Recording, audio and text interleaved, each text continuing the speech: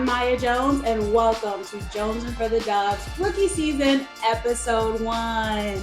So today we're going to cover the weekly W, we're going to cover Glam Dunk, we're also going to cover crazy predictions, our time capsule, just things that we think are going to happen, and also what's to come next for the W as well as for our show. So come join us, let's tune in. So let's tip off this episode with the weekly W. So this week on April 15th, the WNBA Draft occurred in Brooklyn, New York at BAM. The draft has 3 rounds, 36 picks overall, so 12 in each round. And here's a breakdown of all the picks from every round. I was able to give a lot of live reactions to the first round of the draft. I got the first 4 right, and then there was a little bit of a shakeup. I think it was still an all-around great draft. These ladies have been great picks for the teams, like Caitlin Clark. We all knew she was going to go number 1. That was the worst kept secret per se, but I really love seeing Cameron Brink and Rickea Jackson be able to go to the same team in Los Angeles, as well as some shakeups like J.C. Sheldon going number 5 to Dallas. A lot of thoughts there on Twitter as well. So feel free to share with us what you thought were the biggest shakeups, the biggest picks, the picks that you didn't expect, like Nadia Pouch going to Atlanta Dream in the first round, a 19-year-old from Australia. This is going to be big in the dub, as well as the New York Liberty selecting Marquisha Davis when a lot of people expected Nico Mule. Marquisha is a great player as well, and I think she's going to be a great fit to New York. But I think also it was a shakeup and something that no one expected, but it's going to be so exciting to watch her prove people wrong. And Nika going to the Seattle Storm in the second round is also an all-around great pick. They need a point guard. They haven't had Sue Bird. They need someone off the ball to give to Joel Lloyd, to Skylar Diggins-Smith. I think she's a great fit for that. So let us know your thoughts and everything about the draft. Was it what you expected? Was someone picked or someone not picked that you thought should have been picked? Let us know. So let's talk about this draft just a little bit more. Some of our favorite moments, maybe our more controversial moments. One thing that I will have to give a shout out to is the fans. The draft tickets is the first time the WNBA draft was open to the public for people to purchase tickets, and it sold out in 15 minutes. I know that's right.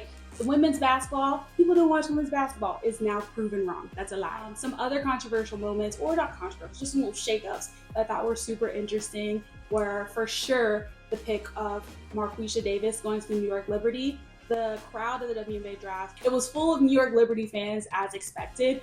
And during the 11th pick of the draft, so many of them were chanting Nika Mule's name. Rightfully so. Nika's an all-around great defensive player. She would have fit well into the Liberty. However, I do think it was a little shade towards Marquisha because she was just there to get picked, to get drafted, and she's also a great fit for the Liberty. It's going to be great to see her. And again, I think that Nika is going to do amazing things in the Seattle Storm in that position. The second shakeup of the draft was definitely the 5th pick of the entire draft. J.C. Sheldon was selected to the Dallas Wings. A lot of people in their mock drafts, including major accounts, had Aaliyah Edwards going to the Dallas Wings. I even had Aaliyah going in my mock draft. That's no shade to J.C. She's a great guard. I just kind of expected Dallas, and I think all of us expected Dallas that she was a forward rather than a guard. They still needed a guard, so J.C. does make sense, and I think she'll do great. She was a great guard at Ohio State. We're just a little bit surprised that it wasn't Aaliyah. However, Aaliyah was next. She got picked as we expected in the next pick, but it was quite a shakeup. Saw some things on Twitter where people were like, what? Even I had a live reaction. You can see it here. Oh my gosh. No shade, JC. No shade. I am just surprised. I think she'll do well on Dallas, and Aaliyah will also do well in Washington.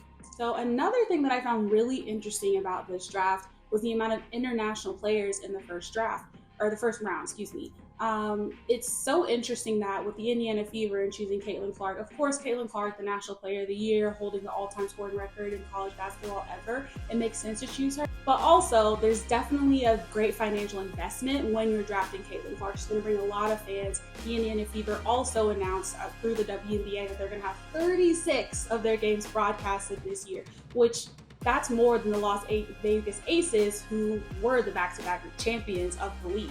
So it's interesting that the Indiana Fever chose to go that route, while the Dream and the Connecticut Sun and I think it was Dallas who had Carla Late decided to go with people that weren't necessarily as known in this country, not because they're not good players or anything, but they're international. They didn't play this season within the country, so people didn't get to see them. So a lot of people won't understand what that pick means and what it values to the team. But I think it'll be cool to see these ladies show what they've got so they can keep up with everyone in the States, and then that they're a good investment for these teams. So what were your reactions to the draft? You can see my reactions and how many I got correct or incorrect, especially in the first round of the draft, on our socials at Jonesin for the Dub on Instagram, TikTok, and YouTube. Go ahead, click those links below and check it out. Tell me what you think. Tell me how you reacted. Tell me what your thoughts were, and if you agreed with me or disagreed. So now that the draft is over, what's next? We'll let you know. So now the draft is over. Training camp will begin on April 28th. I have the dates next to me so I don't tell you wrong. That's journalism, people. After training camp on May 3rd, the preseason games begin. These aren't the official games of the season. There's a record, but they don't really count towards the final record of the season in the playoffs and things like that. This is so that the players will be able to show what they've got, play against actual competition, see how the team gels. Because all of these ladies that were drafted, in addition to the vets that are already on the team, also people who want to try out for the team, there are tryouts. Every person will be trying out for a spot on every single WNBA team. There are only 12 spots on each roster. Remember the number, 12 spots on each roster. If you're upset about it, ask for an expansion. Support the games, period. Anyway, so the ladies are working towards making that final spot, especially against the vets. The final cut down date is May 13th, so that'll be when everyone will announce who's on their roster. They will sadly announce who will cut. There are going to be some players that are cut. That's going to be sad to see, but it's just what happens every season. And from there, the regular season games will begin on May 14th. One important thing to note, there is an Olympic break from July 21st to August 14th. If you forgot, the Olympics are happening this year. They're happening in Paris. You should tune in. A lot of the ladies from the W are going to be a part of the Olympics. So definitely tune in, but we'll have that break. We'll probably be taking a break as well, but we'll let you know when that time comes. But those are the immediate next steps, immediate things to look forward to from the W. Take a look at those preseason games. Tune in if you can. A lot of them will be broadcast this year. Support women's basketball. So our next segment, we're just gonna look into the future just a little bit. No, I'm not a witch. I can't look into the future. I'm not God, none of that. But I do want to touch on just some predictions of how I think some things in this season will go.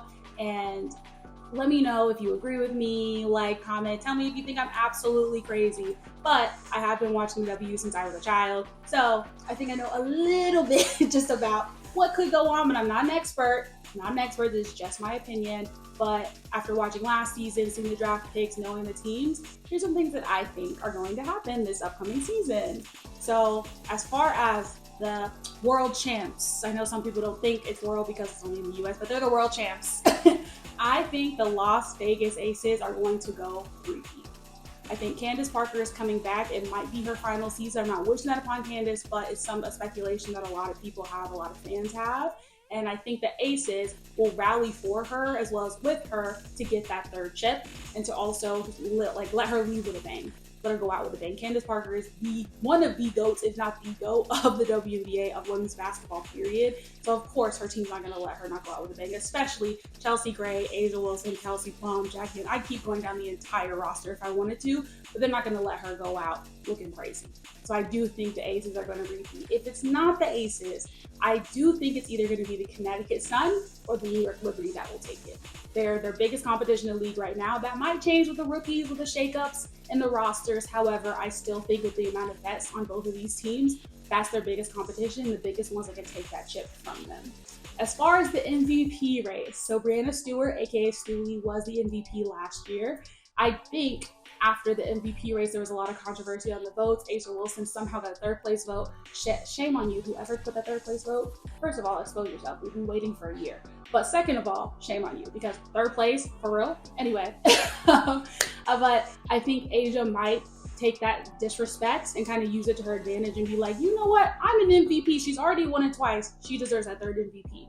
If it's not A'ja, I do think Alyssa Thomas, also someone who was in the MVP race, who I think could have really deserved that win as well. I think she'll also continue to show out. She could be a backup option as well. For my third pick for the MVP race, I know some people might not agree with me. This little shakeup, but I think Skylar Diggins-Smith might be a person who will come for that MVP title. When Skylar was on the Phoenix Mercury, there was a lot that she had to deal with. She wasn't getting along with specifically one teammate, but even the coaching staff, I felt for her in there. And I think she's going to use that to drive her to go even harder, to remind people who she is as a guard with the Seattle Storm, especially with the vets surrounding her. I think she'll be able to really put on a show that we expect to see as like the old, well, I don't want to call it old Skylar Diggins-Smith because she's still very young, but I think she'll be able to come back swinging and she might surprise a lot of people. My next pick, my next crazy prediction is the Rookie of the Year race. I know a lot of people expect me to say Caitlin Clark. There's no shade to Caitlin, but I do not think she will be the one to take the Rookie of the Year spot. I think that's going to be Rickea Jackson. Rickea was very overlooked at Tennessee. She's sure she got some attention, but she didn't get the attention that she really deserved, in my opinion. And I think she's one of the strongest people in the draft that got drafted. And I think she'll be able to come into LA, come and take her spot and show what she's made of as a rookie. So I expect her to take it. If she does not take it, I do expect it to go to Camila Cardoso or Angel Reese. Two women who also dealt with disrespect just for being tall, just for being, especially Angel, just for being authentically herself. But I also think Camila showing up at 6'7", dominating the game, there was a lot of hate with her being in South Carolina. And I think both of these women are going to use that to drive, to make them show up in the W, remind people, I'm a good player wherever I am. And you're going to see me that as a rookie. You're going to see that as a rookie. And so I expect the three of them to really battle it out the whole season to try to take that spot. If it's not the three of them, I'll be kind of surprised. No shade to the rest of the draft picks. I just think they're some of the strongest in the draft. I wouldn't be surprised if it was Aaliyah Edwards, no shade. But I do think those will be the top three that'll be battling out for Rookie of the Year. So what do you think? You think I'm crazy? You think you kind of agree with me? Maybe disagree? Feel free to flood the comments. Check out our socials too. Tell me there. So this segment of our show is something we like to call Glam Dunk. Listen, the girls throughout the entire season step in those tunnel fits. Have you ever seen the WNBA players walking through the tunnel? Dress after dress after dress after dress after fit, fire emoji, fire emoji, fire emoji. And of course, the WNBA draft, the girlies on the red carpet did not disappoint. They came to step, honey. So I'm just gonna go through a few of our favorites, but also just a few that we want to highlight. And let us know who you thought was your favorite. Anything afterwards, comment down below, of course, comment on our socials. But we're just gonna highlight a few of them for you. We have Caitlin Clark wearing Prada. Like, come on, girl, it's giving Prada. I know that's right. Her. She is the first college athlete to ever be dressed by Prada for a major event. I know that's right. Another one we have is Angel Reese. Girl, Angel Reese's back told me to get in the gym. That backless dress. I was like, oh yeah, I need to do a few extra pull downs, a few extra tugs, cause girl, I'm not like that yet, but I will. I'm inspired now. I know that's right. And then the hood and the grill. I'm from Atlanta, so I wear grills. She ate that grill to go with the dress, the silver, chef's kiss. Angel, absolutely amazing. 10 out of 10, love it. Another one who came to step was Miss Cameron Brinkenbaum. Like, girl, that slit. I also need to get in the gym. I have really great leg muscles. I love a good leg day, but it's not on Cameron's level. So obviously I just need to step up. But that dress, I know that's right. Also, we have Camila Cardoso in the red suit. We said, Camila, give us the red hair. That's when we know she's going to go off in the games. Camila said, fine, I'll give you the two-piece suit. And she devoured. I love that suit on you, Camila. Please do it again, because for me personally, even though you don't know me, I freaking love that suit. You ate that. Another dress we like to highlight is Miss Nadio from Australia. Come on, Aussie, give us the freaking Outback vibe. She ate with this dress. The gradient, first of all, the overlay, like, girl, it's giving Gone with the Wind, and I love it. Well, maybe not Gone with the Wind, that's not the right movie, so. But it's giving Fly with the Wind, it's giving Ariel, it's giving Mermaid. That's better. We also have Aaliyah Edwards. First of all, I will always appreciate the purple and gold braids that she has continued to rock since the death of Kobe Bryant. Shout out to her because she paired it so beautifully with her all-white dress. Aaliyah, you look like an angel in that all-white. That's all I got to say. And that basketball bag. Yes, the bag. I didn't even touch on the accessories, but every single one of these ladies had the accessories matched to a T. Shout out to y'all. Shout out to your stylist. We love to see it. And a last one we like to highlight is Rickea Jackson. Rickea came on that carpet with that red. I said, okay, leave me on red. I like red. Suddenly, red's my favorite color. My favorite color is purple. And then them glasses. Ricky, you better tell us where you got them glasses from because I need them. Are they Cartier? Are they what? If I can't afford them, a girl can dream. Just let me know. And the outfit changed to the silver with her whole family stepping in them glasses. She literally was my favorite from the draft, but literally because of that. To have the accompanied family, I was like, girl, you inspired me for my wedding. I'll do the same. Maybe for next week, I'll do the same. But Rakia, shout out to you, girl, because you ate that. All of these ladies ate that. Let us know what you think if we missed anyone. I also had some favorites I didn't highlight, like Nika Mule. I loved her outfit as well. But everybody looked absolutely beautiful. But I just wanted to highlight some of the players that I thought really stepped up. So let us know what you think, and that's Glam Dunk for you. All right, y'all, that's it for episode 1. Thank you for tuning in for Jonesin for the Dub. If you want to know more, we'll be giving you weekly episodes, so make sure to like, comment, and subscribe to our YouTube channel. You can also follow us on our social accounts on Instagram at Jonesin for the Dub, on TikTok at Jonesin for the Dub. You get my drift here? Twitter at Jonesin for the Dub, Facebook Jonesin for the Dub, and again, like, comment, and subscribe on our YouTube channel. Let us know what you want to see more of, any discussions that you want to see throughout the season. Again, we'll be posting weekly episodes, so just let us know. Bye. Watch the WNBA. Bye.